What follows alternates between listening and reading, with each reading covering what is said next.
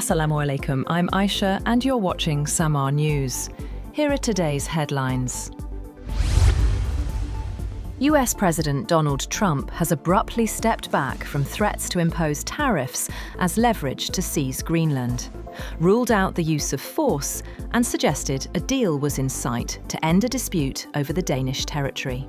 In Davos, after meeting with NATO Secretary-General Mark Rutte, Trump said Western Arctic allies could forge a new deal over the strategic island territory of 57,000 people that satisfies his desire for a Golden Dome missile defense system and access to critical minerals, while blocking Russia and China's ambitions in the Arctic.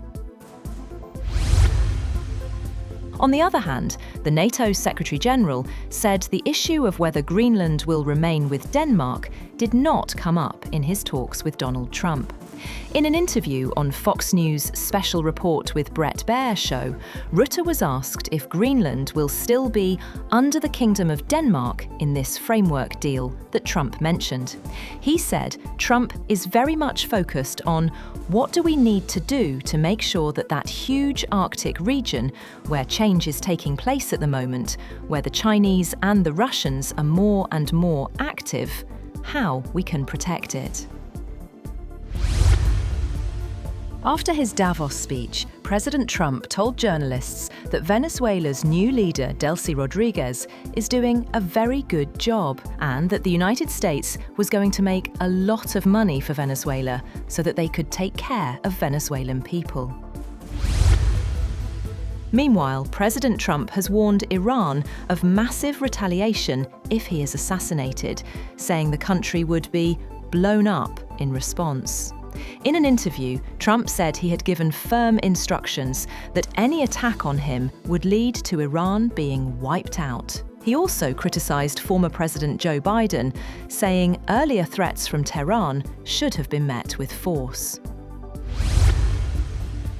On the other hand, European lawmakers have suspended a trade agreement with the United States after President Trump threatened tariffs over his push to acquire Greenland. 8 European countries, including Denmark, France, Germany, and the UK, face proposed tariffs starting at 10% in February. European leaders said the move undermines trade stability and paused the EU ratification process. Spain, on the other hand, is urging the EU to move towards creating a joint army for the bloc as a deterrence measure. Spain's Foreign Minister, José Manuel Álvarez, said ahead of a day of meetings in Davos that the region should focus first on bringing together its tangible assets to properly integrate its defence industry, and then mobilising a coalition of the willing.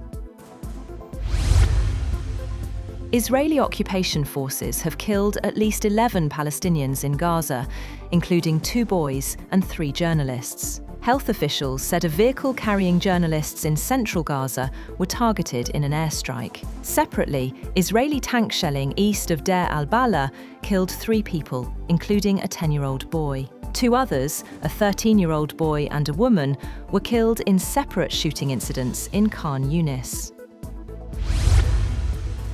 Meanwhile, the US military says it has transferred 150 Islamic State detainees from a facility in Hasaka, Syria, to a secure location in Iraq. The move comes after the collapse of Kurdish-led forces in northeast Syria, raising concerns over prison security.